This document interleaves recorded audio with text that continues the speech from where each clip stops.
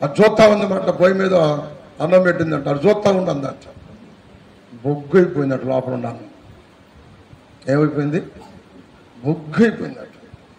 ఏందిమా చిన్న చిన్న అన్నం ఉడికిందంట అంటే నాకేం తెలుసు, నువ్వేం చేస్తున్నావు, నువ్వేమన్నావు చూడమన్నావు, నేను చూశాను అంతే, చూస్తానే ఉన్నాను, అది బొగ్గు అయింది. నన్ను ఏం చెప్పమంట? బొగ్గు తినువా వాళ్ళ అమ్మ బొగ్గు తినివా అంటే చిన్నప్పుడే బొగ్గులు తింటారు. చిన్నప్పుడే, ఇప్పుడు కూడా బొగ్గులు తింటది. పనిచేసే రకం కాదు, పనిచేసే రకమే కాదు, తింటానికైతే ముందు ఉంటుంది.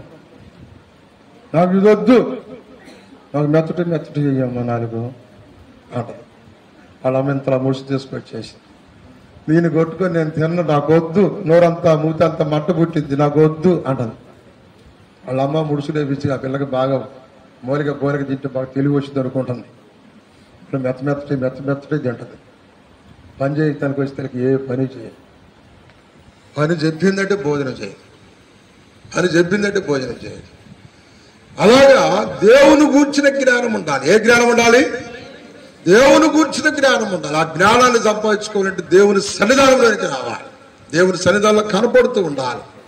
నేనైతే సజీవులలో దేశంలో యెహోవా సన్నిధానంలో కాలము గడుపుకుంటాడంటే, ఎక్కడ గడుపుకుంటాడు? 116:9 కీర్తన గ్రంథంలో 116:9 అంటాడు, సజీవుల దేశంలో యెహోవా సన్నిధిని ఎక్కడ గడుపుకుంటావు నువ్వు కాలం? ఎక్కడ గడుపుకుంటారు మీరు కాలాన్ని? ఇప్పుడు చాలా మంది వయసు వచ్చిన వాళ్ళు ఉన్నారు, కానీ వాళ్ళకప్పుడు జ్ఞానం తెలియని వాళ్ళు అంటారు. ఇప్పుడు కాలం గడుపుకుంటున్నారు, నిద్ర పట్టట్లేదు, నిద్ర రావట్లేదు సరిగ్గా. ఆ నిద్ర రాకుండా రైతులు అరిచాట్లను ఏమంటారు? గొడ్ల గూపులు. గొడ్లు అంటే వస్త్రాల గూపులు కాదు, గొడ్ల గూపులు అంటే గొడ్లు దొడుక్కుని ఉంటాయి అనుకోండి. పిల్ల అది వస్తే అమ్మ మీద కూర్చోనా చెట్టు మీద ఉండి అరుస్తాడు, ఓయ్ అది అందరి పేరు తెలుసు దానికి అందరి పేర్లు తెలుసు. దాని బాధలు అది పిలుస్తాడు, ఏడుగు పోతున్నా జనం అందరూ ప్రార్థనకు బాసు నువ్వేది మెడుగు పోతున్నా అంటే గొడ్లకు. ఈడు నిద్ర బాగా తిరుగుతూ ఉంటే అది అరుస్తూ ఉంటాడు. ఈడు కూడా గొడ్లకు అయిపోయాడు. నిద్ర రావట్లేదయ్యా, రేతి నిద్ర పట్టట్లేదయ్యా. నిద్ర ఎందుకు పట్టదు? 10 ఎకరాల పొలం ఉంది, ఆస్తులు ఉన్నాయి, మంచి బరిగోడ్లు, మంచి ఎద్దులు అన్నీ ఉండే, వ్యవసాయం, నిద్ర పట్టట్లేదంట. ఇంకేం చేద్దామని అంటే, నేను 10 సంపాదించాను కదా, మా కొడుకు కూడా 10 సంపాదించాడు అనుకున్నాడు, కానీ 10 కాజేసాడు. నిద్ర పడతలేదంట. జాగ్రత్త, తృప్తి ఉండాలి. తృప్తి రావాలంటే అక్కడ వచ్చింది సంతుష్టి సహితమైన దైవభక్తి. గొప్ప ఏడుంది? 1 తిమోతి పత్రిక 6:6 చూడు. 1 తిమోతి 6:6 అంటాడు, సంతుష్టి సహితమైన దైవభక్తి గొప్ప లాభ సాధనమైనది. గొప్ప లాభం, సంతృప్తిగా ఉంటా. నిద్ర బాగా పట్టింది. ప్రార్థన చేసుకో, వాక్యం చదువుకో, పాటలు పాడుకో, దేవుని సన్నిధానంలోకి రా. మంచి నిద్ర వచ్చింది, మంచి నిద్ర, చురుకైన మెలకువ.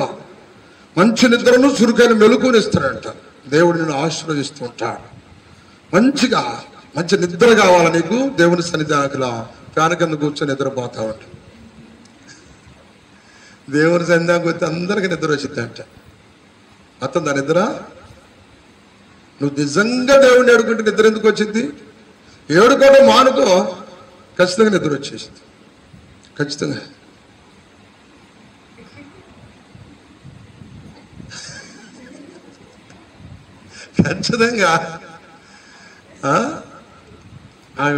కింద పడిందా టొంగది. మీకు చెప్పాను, మా ఊళ్ళో ఒక ఆమె, ఇంతకుముందు చెప్పాను మీకు, హాస్పిటల్ కూర్చున్నారు, కట్టిన మియాలని కూర్చున్నారట. ఆ పిల్ల పేరు మిరియా.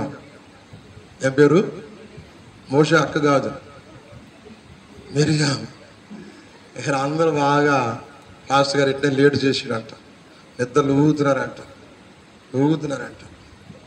ఈ పిల్ల పాప పలచటిది నెట్ వేసుకొని వచ్చిందంట. ఆ ముందే కూర్చొని నాకు బాగా పళ్ళు ఎత్తుగా ఉంటుంది. ఎట్టుందంట గుచ్చగా పోయినట్ట అందరు దంతలు కూర్చుకున్నాడు. మీరేమా ఏంది ఎట్ట కొరికావంటే నువ్వు నా ముందు ఎందుకు కూర్చున్నావే అంట. ఈ మీరేమో నిద్ర వచ్చింది. ఎప్పుడు నిద్ర వచ్చింది? ఎప్పుడు నిద్ర? ఎందుకంటే మీరేమో వాక్యం ఏందో, పాటలు పాడదో, ఆలోచన ఏమీ ఉండదు అసలు.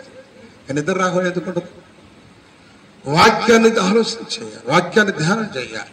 నీకు నిద్ర వస్తుందా? పాటలు పాడు. నువ్వు సంతోషంగా ఉందా? పాటలు పాడు.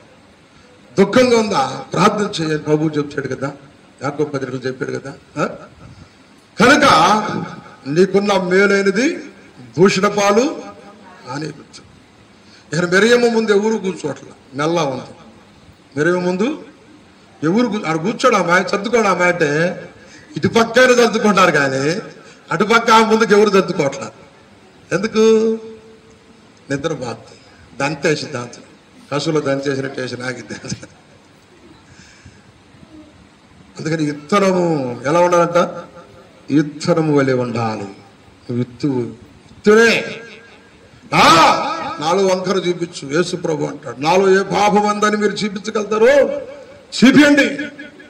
నాలో పాపం ఉందని మీలో ఎవరైనా రూపింపగలిగిన వాళ్ళు ఎవరైనా ఉంటే ముందుకు రండి అన్నాడు. ఎవరు రాలేకపోయారు. సిలువలో ఆయన ప్రాణం పెడతానికి ముందుకు వచ్చాడు. నువ్వేం పెడతావు? పలహార తెచ్చిందా? ఏం పెడతావు? పెట్టుకునే కాడ కూడా తన్నుకుంటావా? తినే కాడ కూడా తన్నుకుంటావా? ప్రభు ప్రాణం తెచ్చాడు. నువ్వేం చేస్తావు? నువ్వేమిస్తావు? దేవుని కొరకు నీ జీవితాన్ని ఇచ్చేవా?